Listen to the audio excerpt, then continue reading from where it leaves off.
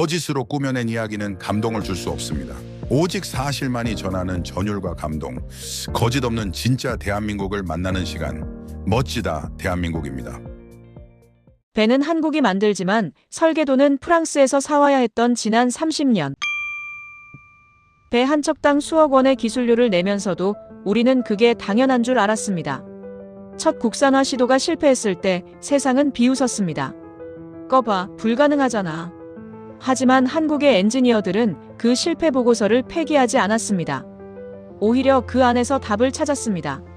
그들은 묻지 않았습니다. 이게 가능한가? 대신 보여주었습니다. 우리가 책임지겠다. 남들이 가지 않는 길을 묵묵히 걸어 마침내 독점을 깨고 기술 주권을 가져온 사람들. 불가능을 가능으로 바꾼 한국 조선업의 진짜 이야기가 지금 시작됩니다. 2023년 11월 나는 내 사무실에서 한 장의 보고서를 받았다. 한국의 KC1 화물창이 실제 LNG 운반선에 적용됐다는 내용이었다. 그 순간 나는 멈췄다. 30년 동안 이 일을 해오면서 확신했던 게 하나 있었다. 프랑스 GTT의 표준은 절대 흔들리지 않는다는 것. 그런데 지금 내 앞에 놓인 이 보고서는 그 확신이 틀렸다고 말하고 있었다. 나는 에드워드 콜린스.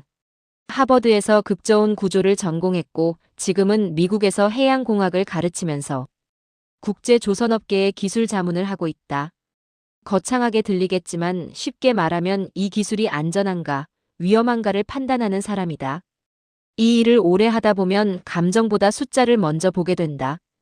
기대보다 검증된 사실을 믿게 된다. 그래서 나는 늘 이렇게 말해왔다. 표준은 쉽게 바뀌지 않는다. 특히 사람의 목숨이 달린 LNG 운반선 같은 분야에서는 더더욱 그랬다. 그런데 한국이 그 불가능을 해내고 있었다. 내가 모르는 사이에, 내가 무시하던 사이에, 내가 불가능하다고 단정 지은 사이에. 지금 이 글을 쓰는 이유는 내가 뭘 놓쳤는지 기록하기 위해서다. 그리고 한국이 어떻게 그 일을 해냈는지 인정하기 위해서다. 처음부터 이상한 건 있었다. 세계에서 LNG 운반선을 가장 많이 만드는 나라가 한국이라는 건 누구나 아는 사실이었다. 현대중공업, 삼성중공업, 대우조선해양. 이 세 회사가 전 세계 물량의 70% 이상을 건조했다. 기술도 최고였다. 용접 하나, 관리 하나 따라올 나라가 없었다. 그런데 묘하게도 그 배들의 심장은 한국 것이 아니었다. LNG 화물창. 영하 163도의 액화천 영가스를 담는 이 구조물의 설계는 모두 프랑스 회사 GTT 것이었다. 한국은 배를 만들었지만 설계 도면은 프랑스에서 가져와야 했다. 설계를 조금이라도 바꾸고 싶으면 GTT의 승인을 받아야 했고 배 한 척당 수억 원씩 기술료를 냈다. 이걸 이상하다고 생각하는 사람도 있었겠지만 나는 당연하다고 봤다. GTT는 40년 넘게 이 기술을 쌓아왔다. 전 세계 선급이 인정하고 보험사가 신뢰하고 발주처가 안심하는 유일한 표준이었다. 새로운 설계를 시도한다는 건 수천억 원짜리 배를 실험 대상으로 쓴다는 의미였다. 누가 그런 위험을 감수하겠는가? 그래서 나는 이 구조가 계속될 거라 믿었다. 한국은 제조에서 세계 최고고 프랑스는 설계 표준을 가지고 있다. 각자 역할이 있는 것처럼 보였다. 효율적인 분업처럼 보였다. 그렇게 생각했다. 2010년까지는. 2011년 국제조선기술포럼에서 한국 쪽 발표를 들었다. KC 프로젝트. 국산 LNG 화물창 개발. 흥미롭긴 했다. 한국이 자체 기술을 시도한다는 건 나쁘지 않은 일이었다. 하지만 나는 크게 주목하지 않았다. 이런 종류의 프로젝트는 여러 나라에서 있었고 대부분 실증 단계에서 멈췄다. 기술적으로는 가능해 보여도 선급의 벽을 넘지 못하거나 발주처의 신뢰를 얻지 못하거나 보험사가 리스크를 계산할 수 없다며 손을 떼곤 했다.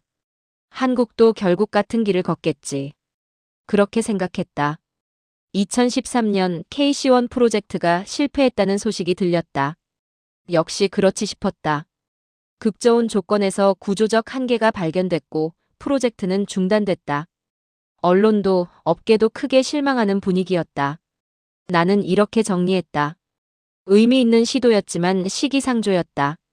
그 판단은 합리적이었다. 그리고 동시에 완전히 틀렸다. 보통 이런 프로젝트가 실패하면 끝이다.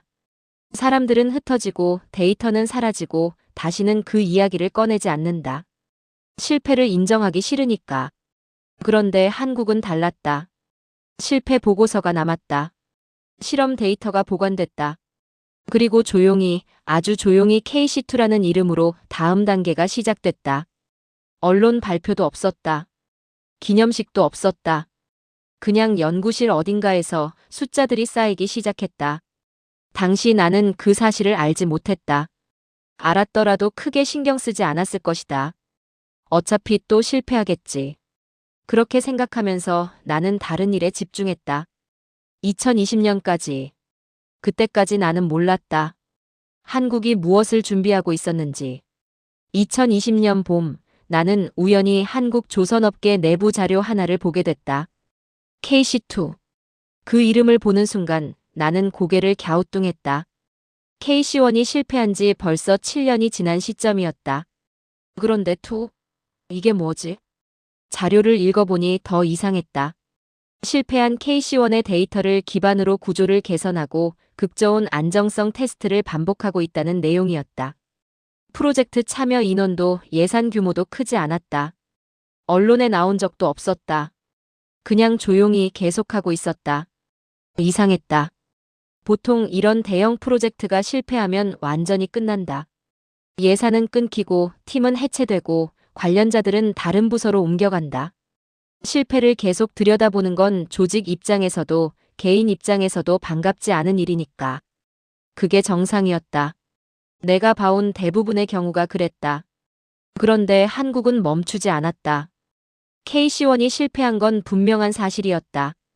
2013년 극저온 조건 테스트에서 구조적 한계가 발견됐고 안정성을 보장할 수 없다는 결론이 나왔다. 프로젝트는 중단됐고 실제 적용은 무기한 연기됐다.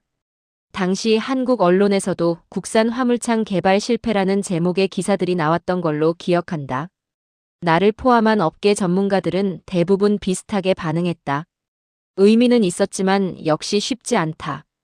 그리고 그 이후로 KC 프로젝트는 잊혔다. 적어도 우리에게는. 하지만 한국 내부에서는 뭔가 다른 일이 벌어지고 있었다. 실패 보고서가 폐기되지 않았다. 실험 데이터가 보관됐다. 테스트 과정에서 발견된 문제점들이 하나하나 기록으로 남았다. 그리고 그 기록들이 다음 단계의 출발점이 됐다. 대부분의 나라는 실패를 묻는다. 한국은 정리했다. KC2 프로젝트의 존재를 알게 된 후 나는 가끔 한국 쪽 연구 동향을 확인하곤 했다. 특별한 이유가 있었던 건 아니다. 그냥 궁금했다. 왜 계속하는 걸까? 이미 실패를 경험했는데 왜 같은 길을 다시 걷는 걸까? 예산도 넉넉해 보이지 않고 팀 규모도 크지 않은데 뭘 기대하는 걸까? 하지만 확인할수록 더 이상해졌다. 테스트 횟수가 늘어나고 있었다. 극저온 조건에서의 반복 실험, 구조 안정성 검증, 장기 내구성 평가 같은 테스트를 조금씩 조건을 바꿔가며 수십 번, 수백 번 반복하고 있었다. 결과는 매번 조금씩 달랐지만 패턴이 보이기 시작했다. 실패의 폭이 줄어들고 있었다. KC1 때는 구조 자체가 무너지는 수준의 실패였다면 KC2에서는 안정성 편차가 문제였다. 그리고 시간이 지날수록 그 편차도 점점 작아지고 있었다. 나는 처음으로 불편함을 느꼈다. 2021년 국제선급협회 기술 세미나에 참석했을 때였다. 한 선급 관계자와 점심을 먹으면서 한국의 KC 프로젝트 이야기가 나왔다.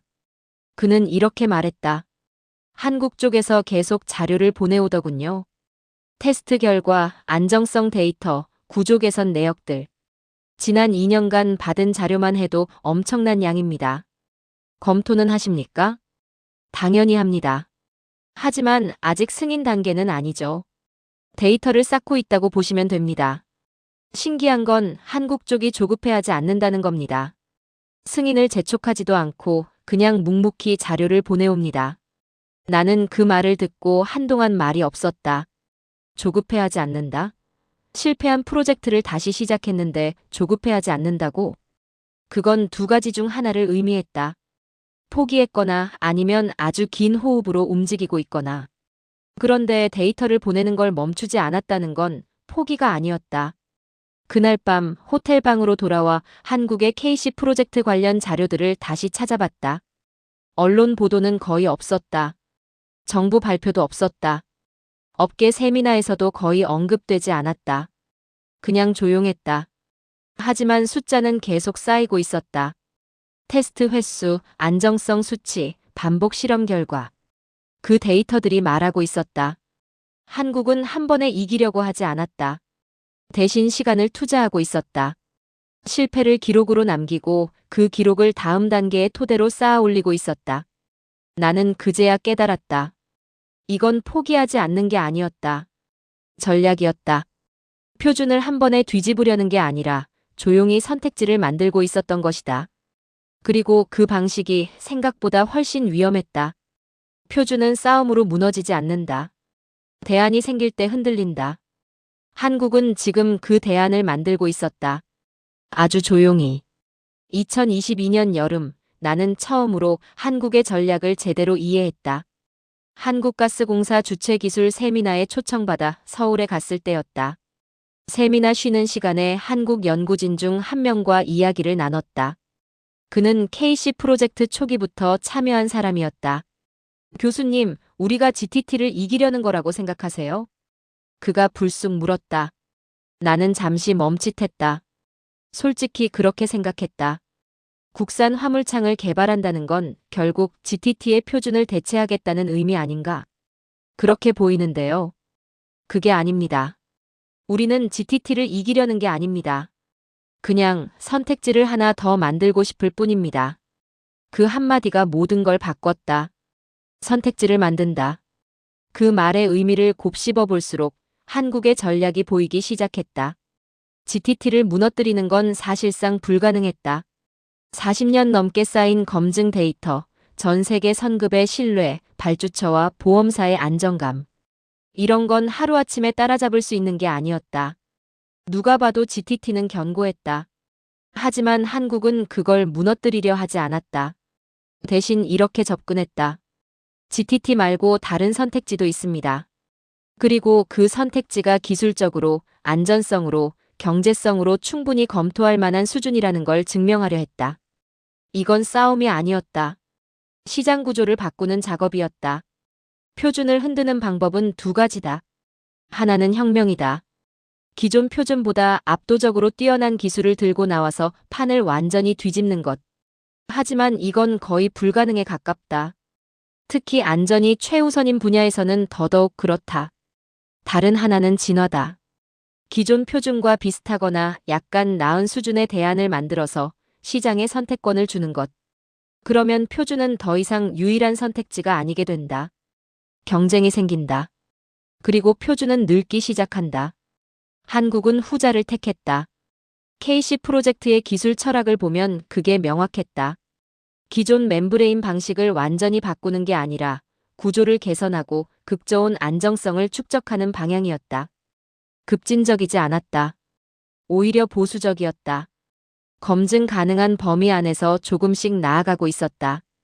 그래서 선급들이 반응하기 시작했다.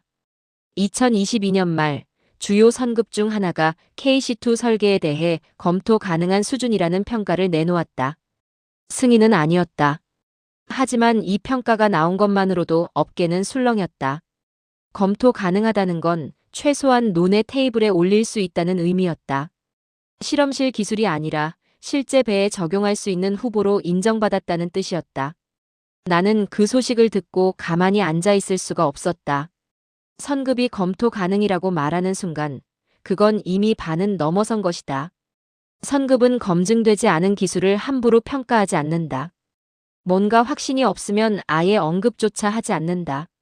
그런데 검토 가능하다고 말했다는 건 데이터가 충분히 쌓였다는 증거였다. 한국은 이미 그 문턱을 넘고 있었다. 그 시점부터 나는 한국을 다르게 보기 시작했다. 한국은 표준을 뒤집으려는 게 아니었다. 판에 들어오려 하고 있었다. 그리고 그게 훨씬 더 위험한 전략이었다. 표준에 도전하면 거부당한다. 하지만 표준 옆에 대안을 놓으면 시장은 비교하기 시작한다. 가격을 본다. 납기를 본다. 유연성을 본다. 그러면 표준은 더 이상 절대적이지 않게 된다. 한국이 지금 하고 있는 게 바로 그것이었다. 2023년 초 나는 유럽의 한발주처 담당자와 통화할 기회가 있었다. 그는 이렇게 말했다. 콜린스 교수님, 요즘 조선사들이 제안서를 낼 때 두 가지 옵션을 제시하더군요. GTT 화물창, 그리고 KC 화물창. 가격 차이도 있고 납기도 조금 다르고. 우리도 검토해봐야 할 것 같습니다. 그 말을 듣는 순간 나는 알았다. 판이 움직이고 있다는 걸. 선택지가 생겼다는 건 독점이 끝났다는 의미였다. 발주처가 두 가지 옵션을 놓고 고민하기 시작하면 그 순간부터 표준은 경쟁 상품이 된다. GTT는 여전히 강력했지만 더 이상 유일하지 않았다. 그리고 이 변화는 돌이킬 수 없었다. 한번 선택지가 생기면 발주처는 계속 물어볼 것이다. 다른 옵션은 없습니까? 그러면 조선사들은 KC를 제한할 것이고 선급은 검토할 것이고 보험사는 리스크를 계산할 것이다. 그 과정이 반복될수록 KC는 점점 더 익숙한 이름이 된다. 낯선 도전이 아니라 하나의 선택지로 자리 잡는다. 나는 그제야 깨달았다. 한국은 혁명을 일으킨 게 아니었다. 시장의 문법을 바꾸고 있었다. 그리고 그 변화는 이미 시작되고 있었다. 2023년 3월 KC2 화물창의 기술 검증이 완료됐다는 소식이 들렸다. 실험실 테스트는 물론이고 파일럿 규모의 실증까지 마쳤다. 극저온 안정성, 구조 내구성, 장기 신뢰성 모든 항목에서 의미 있는 수치를 확보했다. 주요 선급 중 하나는 기술적으로 충분히 검토 가능한 수준이라는 평가를 내렸다. 숫자로만 보면 성공이었다. 그런데 시장의 반응은 냉담했다. 발주처들은 여전히 GTT를 선택했다. 조선사들은 KC를 옵션으로 제시했지만 실제 계약으로 이어지는 경우는 거의 없었다. 기술이 흥미롭다는 말은 들었지만 그게 실제 배에 올려진다는 건 전혀 다른 문제였다. 나는 그 상황을 보면서 고개를 끄덕였다. 역시 그렇지. 기술만으로는 부족하다. 문제는 간단했다. 누가 책임질 것인가? LNG 운반선 한 척의 가격은 2억 달러가 넘는다. 수천억 원짜리 배다. 여기에 검증되지 않은 화물창을 올린다는 건 그 배 전체를 실험 대상으로 쓴다는 의미였다. 만약 문제가 생기면 누가 그 책임을 지는가? 발주처는 말했다. 기술은 좋아 보이는데 첫 번째 배는 누가 책임집니까? 선급은 말했다. 기준은 충족했지만 실제 운항 사례가 없습니다. 보험사는 말했다. 리스크를 어떻게 계산합니까? 전례가 없는데요. 이 세 곳이 동시에 움직여야 배는 뜬다. 그런데 세 곳 모두 같은 이야기를 하고 있었다. 전례가 없다. 전례가 없으면 배는 뜨지 않는다. 그게 조선업계의 법칙이었다. GTT의 진짜 강점은 기술이 아니었다. 안전한 선택이라는 인식. 그게 핵심이었다. 40년 넘게 쌓인 운항 데이터. 수백 척의 배가 아무 문제 없이 바다를 건너다니고 있다는 사실. 그 안정감을 누가 거부하겠는가? 발주처 입장에서는 GTT를 선택하면 안전하다. 설령 문제가 생겨도 업계 표준을 따랐다고 말할 수 있다. 반대로 KC를 선택하면 만약 문제가 생기면 책임을 피할 수 없다. 왜 검증된 기술을 놔두고 굳이 새로운 걸 시도했습니까? 누구도 그 질문의 첫 번째 대상이 되고 싶지 않았다. 시장은 늘 검증된 과거를 선택한다. 불확실한 미래가 아니라. 그해 봄 유럽의 한가스 운송사 임원과 식사를 했다. 그는 솔직하게 말했다. 콜린스 교수님도 아시잖습니까? 우리가 KC를 선택하지 못하는 이유를. 기술이 문제가 아닙니다. 기술은 충분해 보입니다. 하지만 우리 이사회를 설득할 수 없어요. 왜 굳이 지금 바꿔야 하냐고 물으면 답이 없습니다. 가격 차이는요? 중요하지 않습니다. 2억 달러짜리 배에서 몇백만 달러 아낀다고 위험을 감수할 이유가 없어요. 만약 문제가 생기면 저는 책임자로 기록될 겁니다. 그걸 누가 원하겠습니까? 나는 아무 말도 할 수 없었다. 그의 말이 틀리지 않았으니까. 나는 그 시점에서 이렇게 결론 내렸다. 기술은 여기까지다. 이제부터는 정치다. K씨가 아무리 좋은 숫자를 보여줘도 누군가 먼저 손을 들지 않으면 끝이다. 첫 번째 배를 띄워야 한다. 그런데 그 첫 번째가 되려는 사람이 없다. 이 벽을 넘는 나라를 나는 거의 보지 못했다. 대부분 여기서 멈췄다. 기술은 완성했지만 시장은 받아들이지 않았다. 그래서 결국 표준은 바뀌지 않았다. 한국도 마찬가지겠지. 그렇게 생각했다. 그런데 이상한 일이 벌어졌다. 한국이 조급해하지 않았다. 보통 이런 상황에서는 초조함이 드러나기 마련이다. 언론 플레이를 하거나 정부가 나서서 압박하거나 가격을 대폭 낮춰서라도 첫 계약을 따내려 한다. 빨리 실적을 만들어야 한다는 압박감. 그게 정상이었다. 하지만 한국은 달랐다. 발표도 없었고 압박도 없었다. 대신 조용히 데이터를 더 쌓았다. 테스트를 더 반복했다. 선급과의 협의를 이어갔다. 마치 시간이 자기 편이라는 듯이 움직였다. 왜 그러는 걸까? 2023년 여름 한국 조선사의 한 임원과 통화했을 때 물어봤다. 왜 서두르지 않습니까? 시장은 기다려주지 않는데요. 그는 잠시 침묵하다가 이렇게 답했다. 서두르면 실패합니다. 우리는 이미 그걸 경험했습니다. KC1 때 배웠습니다. 기술이 준비됐다고 해서 시장이 받아들이는 게 아니라는 걸요. 그래서 이번엔 다르게 가려고 합니다. 증명될 때까지 반복하는 겁니다. 언제까지요? 필요한 만큼요. 나는 전화를 끊고 한동안 멍하니 앉아 있었다. 필요한 만큼? 시간이 오래 걸리는 길을 택했다는 건가? 조급함을 버렸다는 건가? 그건 보통의 전략이 아니었다. 대부분의 프로젝트는 시간과의 싸움이다. 빨리 성과를 내야 예산이 이어지고 조직이 유지되고 사람들이 남는다. 느리게 가면 무너진다. 그런데 한국은 느리게 가고 있었다. 그리고 그게 오히려 더 무서웠다. 2023년 하반기 나는 한국의 움직임을 더 자세히 추적하기 시작했다. 언론에는 아무것도 나오지 않았다. 업계 뉴스에도 K씨 관련 소식은 거의 없었다. 정부 발표도 기념식도 홍보성 자료도 없었다. 겉으로 보기엔 아무 일도 일어나지 않는 것처럼 보였다. 하지만 내부 자료를 확인할수록 이상했다. 테스트가 멈추지 않고 있었다. 급저온 반복 실험, 구조 안정성 검증, 장기 내구성 평가 같은 테스트를 조건만 조금씩 바꿔가며 계속 돌리고 있었다. 한 달에 한 번이 아니라 일주일에 한 번씩. 어떤 항목은 거의 매일 반복되고 있었다. 왜 이렇게 많이 반복하는 거지? 처음엔 이해가 안 됐다. 기술 검증은 이미 끝났다. 선급도 검토 가능하다고 평가했다. 그런데 왜 계속 테스트를 하는가?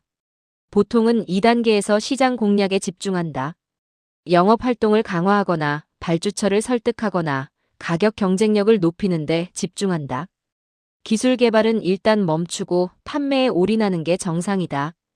그런데 한국은 정반대로 움직이고 있었다. 시장은 나중이고 지금은 숫자를 쌓는 중이었다. 2023년 10월 선급 관계자에게서 흥미로운 이야기를 들었다. 한국에서 또 자료가 왔습니다. 이번엔 6개월 동안 진행한 반복 테스트 결과더군요. 같은 조건에서 200회 이상 실험한 데이터입니다. 200회요? 네. 극저온 상태 유지, 열팽창 측정, 구조 변형률 추적. 모두 200회 넘게 반복했습니다. 그리고 결과가 거의 일치합니다. 나는 그 말을 듣고 잠시 멈췄다. 200회. 같은 테스트를. 이건 보통의 검증이 아니었다. 이건 패턴을 만들고 있는 거였다. 기술 검증에는 두 가지 종류가 있다. 하나는 가능하다는 증명이다. 한 번 성공하면 된다. 실험실에서 좋은 결과가 나오면 그걸로 충분하다. 다른 하나는 항상 가능하다는 증명이다. 몇 번을 해도 같은 결과가 나온다는 것. 조건이 조금 바뀌어도 흔들리지 않는다는 것. 이건 한 번의 성공으로는 증명할 수 없다. 반복해야 한다. 수십 번, 수백 번. 한국이 지금 하고 있는 게 바로 그것이었다. 자료를 더 깊이 들여다봤다. 실패 데이터도 함께 기록되어 있었다. 성공한 테스트만 골라서 보고하는 게 아니라 실패한 케이스도 그대로 남겨뒀다. 왜 실패했는지, 어떤 조건에서 문제가 생겼는지, 그 원인이 무엇인지 하나하나 분석되어 있었다. 그리고 실패의 성격이 바뀌고 있었다. 초기 실패는 구조 자체의 문제였다. 중간 단계 실패는 안정성 편차였다. 최근 실패는 아주 작은 오차 범위였다. 실패라고 부르기도 애매한 수준이었다. 실패가 점점 작아지고 있었다. 그리고 성공의 빈도는 점점 높아지고 있었다. 나는 그제야 깨달았다. 한국은 표준을 만들고 있었다. GTT를 이기려는 게 아니라 GTT처럼 되려 하고 있었다. GTT가 40년 동안 쌓은 그 검증 데이터를 한국은 압축된 시간 안에 만들어내려 하고 있었다. 그래서 반복하는 거였다. 그래서 조급해하지 않는 거였다. 지금 쌓는 숫자 하나하나가 나중에 신뢰가 될 테니까. 2023년 말 국제해양기술포럼에서 한국 연구진의 발표를 들었다. 제목은 단순했다. KC 화물창 장기 안정성 데이터 분석. 발표 내용은 화려하지 않았다. 그래프와 숫자뿐이었다. 극저온 조건 500회 반복 테스트, 구조 안정성 편차 0.3% 이내, 장기 내구성 시뮬레이션 30년치. 청중 반응도 조용했다. 박수도 크지 않았다. 질문도 몇 개 나오지 않았다. 하지만 나는 그 발표를 보면서 소름이 돋았다. 숫자가 말하고 있었다. 이건 더 이상 실험이 아니었다. 이건 검증이었다. 반복 가능하고 예측 가능하고 신뢰할 수 있는 기술. 표준이 되기 위한 최소 조건을 갖춘 것이었다. 발표가 끝나고 복도에서 그 연구진을 만났다. 축하합니다. 좋은 결과네요. 감사합니다. 하지만 아직 멀었습니다. 멀다니요? 이 정도면 충분해 보이는데요. 그는 고개를 저었다. 숫자는 충분합니다. 하지만 시장의 신뢰는 아직입니다. 그래서 계속 쌓을 겁니다. 질문이 나오지 않을 때까지. 나는 그 말을 듣고 아무 말도 하지 못했다. 질문이 나오지 않을 때까지. 그건 완벽에 가까운 수준을 의미했다. 누가 봐도 문제가 없다는 확신을 줄 수 있는 수준. 한국은 그걸 목표로 하고 있었다. 그날 밤 호텔로 돌아와 생각했다. 진짜 기술은 박수 속에서 완성되지 않는다. 조용한 반복 속에서 완성된다. 아무도 보지 않는 곳에서 쌓이는 숫자들이 나중에 누구도 부정할 수 없는 신뢰가 된다. 한국은 그걸 알고 있었다. 그리고 지금 그 신뢰를 만들고 있었다. 아주 조용히. 하지만 멈추지 않고. 나는 처음으로 불안함을 느꼈다. 이 숫자들이 쌓이는 속도가 생각보다 훨씬 빨랐으니까. 2024년 초 업계에 소문이 돌기 시작했다. 한국의 모 조선사가 실제 LNG 운반선에 KC 화물창을 적용하는 방안을 검토 중이라는 이야기였다. 처음엔 그냥 루머라고 생각했다. 이런 소문은 늘 있었고 대부분 검토 단계에서 끝났다. 하지만 이번엔 달랐다. 구체적인 일정이 나오기 시작했다. 발주처와의 협의, 선급과의 최종 검토, 보험사 리스크 평가 일정. 단순한 검토가 아니라 실제 진행 중이라는 신호들이 계속 들려왔다. 나는 그 소식을 듣고 긴장했다. 드디어 첫 배를 띄우려는 건가? 기술적으로는 준비가 됐다. 데이터는 충분했다. 반복 테스트 결과는 일관됐다. 선급의 평가도 긍정적이었다. 숫자만 보면 문제가 없었다. 하지만 여전히 전례는 없었다. KC 화물창이 실제 바다 위에서 운항한 적은 단 한 번도 없었다. 실험실과 파일럿 테스트는 성공했지만 그건 실제 상황과 다르다. 진짜 영하 163도의 LNG를 싣고 몇 주씩 대양을 건너는 배에 올려본 적은 없다. 그게 문제였다. 첫 배는 기술의 시험이 아니다. 용기의 시험이다. 3월 유럽의 한 발주처 관계자와 화상회의를 했다. 그는 솔직하게 물었다. 콜린스 교수님, 기술적으로는 문제 없습니까? 데이터상으로는 충분합니다. 그런데요? 전례가 없습니다. 그는 한숨을 쉬었다. 그게 문제입니다. 기술은 믿어도 첫 배는 무섭습니다. 만약 문제가 생기면 저희가 책임져야 합니다. 이사회를 어떻게 설득합니까? 왜 검증된 GTT를 놔두고 굳이 새로운 걸 시도했느냐고 물으면 답이 없습니다. 나는 고개를 끄덕였다. 그의 말이 틀리지 않았다.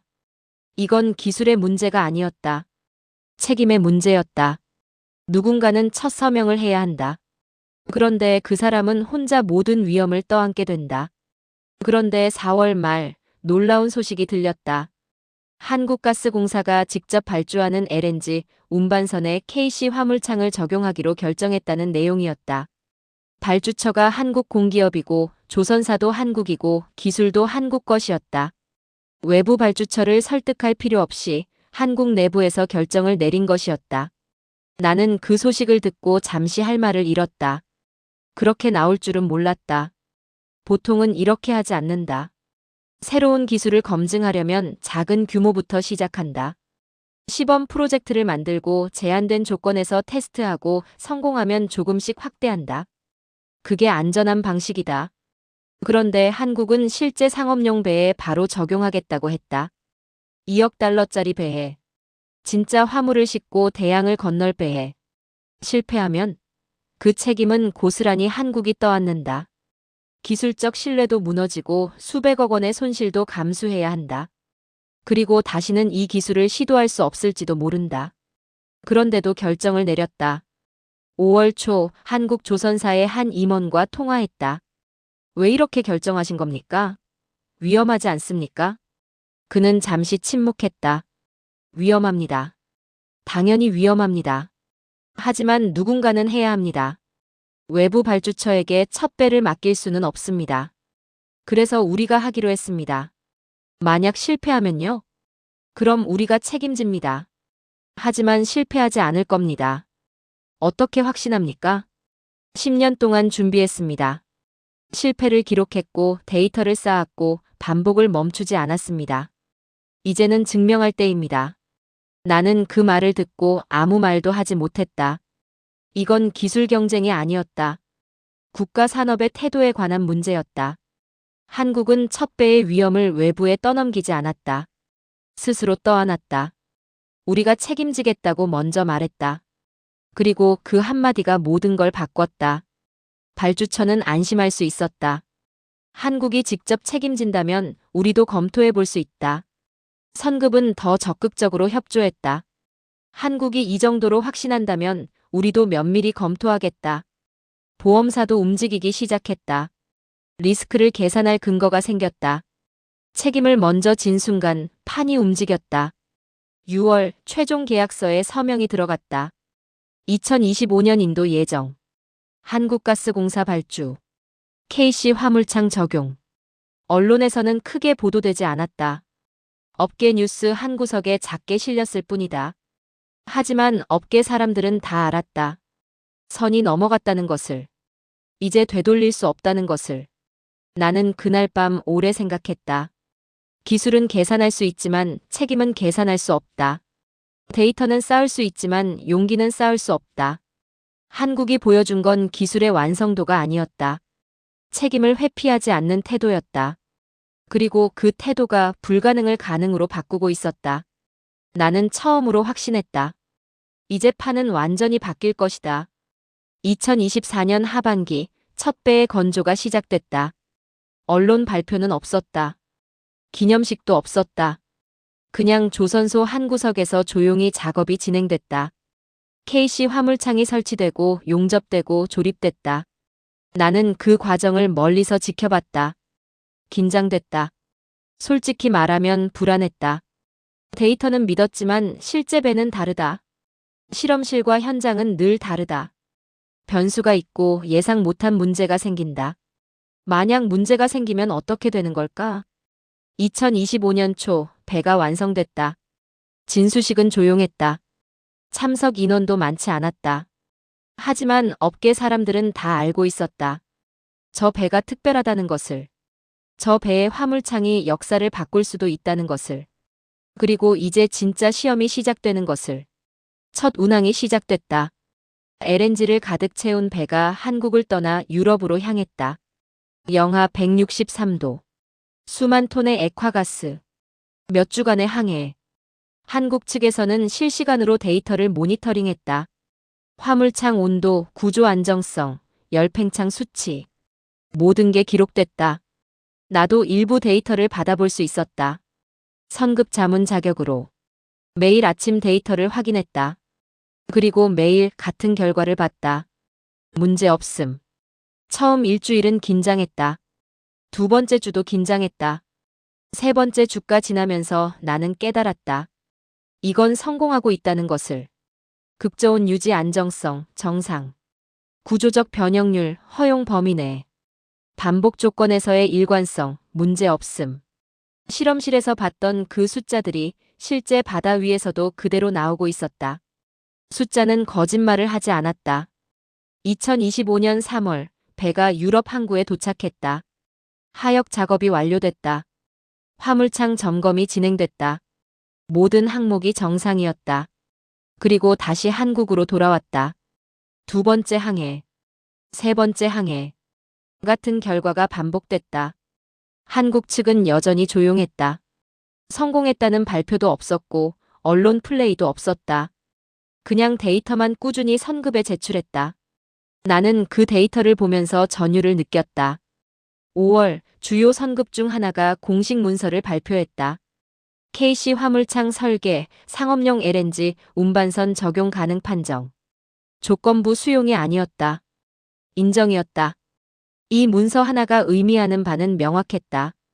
이제 KC는 GTT와 동등한 선택지가 됐다는 것. 발주처가 선택할 수 있는 두 번째 옵션이 생긴 것. 표준이 흔들렸다. 업계의 반응은 빨랐다. 해외 발주처들이 조선사에 문의하기 시작했다. KC 옵션도 제시할 수 있습니까? 조선사들은 제안서에 두 가지 선택지를 넣었다. GTT와 KC. 가격 차이가 있었다. 납기도 달랐다. 그리고 이제 발주처는 비교할 수 있었다. 선택권이 생긴 순간 독점은 끝났다. 나는 그 변화를 목격하면서 한 가지를 깨달았다. 혁명은 늘 박수 없이 시작된다. 큰 선언도 화려한 발표도 없었다. 그냥 숫자가 쌓였고 배가 운항했고 선급이 인정했다. 그게 전부였다. 하지만 그 조용한 과정이 판을 완전히 바꿔놓았다. 6월 유럽의 한 발주처가 KC 화물창을 선택했다. 두 번째 계약이었다. 이번엔 한국 발주처가 아니었다. 외부 시장에서 자발적으로 선택한 첫 사례였다. 그 소식이 나온 후 나는 오랫동안 창밖을 바라봤다. 표준이 무너질 때는 소리가 없다. 천천히 조용히 대안이 자리 잡는다. 그리고 어느 순간 사람들은 깨닫는다. 선택지가 생겼다는 것을. 더 이상 하나만 고집할 이유가 없다는 것을. 한국이 한 일이 바로 그것이었다. 나는 30년 동안 이 산업을 지켜봤다. 표준이 바뀌는 걸 거의 본 적이 없었다. 특히 안전이 최우선인 분야에서는 더더욱. 그런데 지금 내 눈앞에서 그 일이 벌어지고 있었다. 한국은 표준을 이긴 게 아니었다. 늙게 만들었다. 유일한 선택에서 여러 선택 중 하나로 만들었다. 그리고 그 순간 나는 확신했다. 되돌릴 수 없다는 것을. 판은 이미 바뀌었다는 것을. 그리고 나는 그 변화의 한복판에 서 있었다. 2025년 하반기 나는 국제조선기술포럼에서 흥미로운 장면을 목격했다. 한 유럽 발주처 담당자가 한국 조선사 부스에 와서 이렇게 물었다. 다음 프로젝트에서 화물창 옵션은 뭐가 있습니까? 한국 조선사 직원이 답했다. GTT와 KC 중에서 선택하실 수 있습니다. 가격 차이는요? KC가 약 8% 정도 저렴합니다. 납기는 비슷합니다. 발주처 담당자는 고개를 끄덕였다. 검토해 보겠습니다. 나는 그 대화를 듣고 소름이 돋았다. 질문이 바뀌었다. GTT만 가능합니까? 가 아니라 뭐가 있습니까? 로. 이게 진짜 변화였다. 기술이 완성됐다는 게 중요한 게 아니었다. 시장의 질문이 바뀌었다는 게 중요했다. 발주처가 선택권을 인식하기 시작했다. GTT가 유일한 답이 아니라는 걸 알게 됐다. KC도 검토할 만한 옵션이라는 걸 받아들였다. 그 순간부터 모든 게 달라진다. GTT는 여전히 훌륭한 기술이다. 하지만 더 이상 유일하지 않다. 경쟁이 생긴다. 가격을 비교하고 조건을 따진다. 협상이 가능해진다. 독점이 끝나는 순간이었다. 한국이 얻은 건 단순히 로열티 절감이 아니었다. 결정권이었다. 이제 한국은 화물창 설계를 변경할 때 누군가의 허락을 구하지 않아도 된다. 자체 기술이 있으니까. 개선하고 싶으면 개선하고 최적화하고 싶으면 최적화한다. 승인받을 필요가 없다. 이게 가능한가요? 라고 묻지 않는다. 이렇게 하겠습니다. 라고 말한다. 이게 기술 주권이었다. 9월 한국의 한 조선사가 차세대 KC 화물창 개발 계획을 발표했다. 기존 KC보다 효율을 15% 높인 설계였다. GTT의 최신 모델과 비교해도 경쟁력 있는 수준이었다. 발표 자료를 보면서 나는 한 가지를 깨달았다. 한국은 멈추지 않는다는 것을. 첫 배를 띄우는 것으로 끝이 아니었다. 시장에 안착하는 것으로 끝이 아니었다. 이미 다음 단계를 준비하고 있었다. GTT를 따라잡는 게 목표가 아니었다. 계속 앞서가는 게 목표였다. 10월 유럽의 한 대형 가스 운송사가 신규 발주 5척 중 2척에 KC 화물창을 적용하기로 결정했다. 5척 전부가 아니라 2척. 리스크 분산이었다. 검증된 GTT도 쓰고 새로운 KC도 시도한다. 합리적인 선택이었다. 하지만 이게 중요했다. KC가 위험한 도전이 아니라 합리적 선택지가 됐다는 의미였다. 발주처가 KC를 선택하는데 특별한 용기가 필요하지 않게 됐다. 그냥 옵션 중 하나였다. 이렇게 자리 잡는 순간 기술은 표준이 된다. 11월 나는 한국을 다시 방문했다. KC 프로젝트 연구진과 만났다. 10년 전 KC1을 시작했던 그 사람들 중 일부가 여전히 남아 있었다. 10년이 걸렸습니다. 한 연구원이 조용히 말했다. 실패하고 기록하고 반복하고 증명하고. 10년이요. 나는 고개를 끄덕였다. 하지만 해냈습니다. 네. 해냈습니다. 그런데 교수님 아시나요? 우리는 한 번도 이기겠다고 생각한 적이 없습니다. 그냥 선택지를 만들자고 생각했을 뿐입니다. 그 말을 듣고 나는 오랫동안 침묵했다. 한국이 보여준 건 속도가 아니었다. 태도였다. 한 번에 이기려 하지 않았다. 실패를 기록했고 숫자를 쌓았고 책임을 회피하지 않았다. 조급해하지 않았고 멈추지 않았고 증명될 때까지 반복했다. 그래서 묻지 않게 됐다. 이게 가능한가가 아니라 어떻게 더 나아갈 것인가를. 12월 업계 뉴스에 작은 기사 하나가 실렸다. 한국 차세대 급저온 화물창 기술 개발 착수. 수소 운반선용 신규 설계 시작. LNG를 넘어 수소로. KC를 넘어 다음 단계로. 한국은 이미 다음 판을 준비하고 있었다. 나는 그 기사를 보면서 미소 지었다. 표준을 이긴 게 아니라 늙게 만들었다. 독점을 무너뜨린 게 아니라 선택지를 만들었다. 혁명을 일으킨 게 아니라 시장의 문법을 바꿨다. 그리고 이제 기술의 주어가 바뀌었다. 프랑스가 허락하면에서 한국이 결정하면으로. 나는 그 변화를 목격한 증인이 되었다. 나는 오랫동안 기술은 시간이 만든다고 믿어왔다. 그래서 표준은 쉽게 바뀌지 않는다고 생각했다. 한국이 그 표준을 흔들 수 있으리라고는 단 한 번도 상상하지 못했다. 하지만 한국을 보며 깨달았다. 표준을 바꾸는 건 속도가 아니라 태도라는 것을. 한국은 한 번에 이기려 하지 않았다. 실패를 기록했고 숫자를 남겼고 책임을 회피하지 않았다. 조급해하지 않았고 멈추지 않았고 증명될 때까지 반복했다. 그래서 묻지 않게 되었다. 이게 가능한가가 아니라 어떻게 더 나아갈 것인가를. 그 순간 기술의 주어는 바뀌었다. 허락을 구하던 나라가 결정하는 나라가 됐다. 그리고 나는 그 변화를 목격한 증인이 되었다. 이것이 내가 틀렸다고 인정하는 이유다.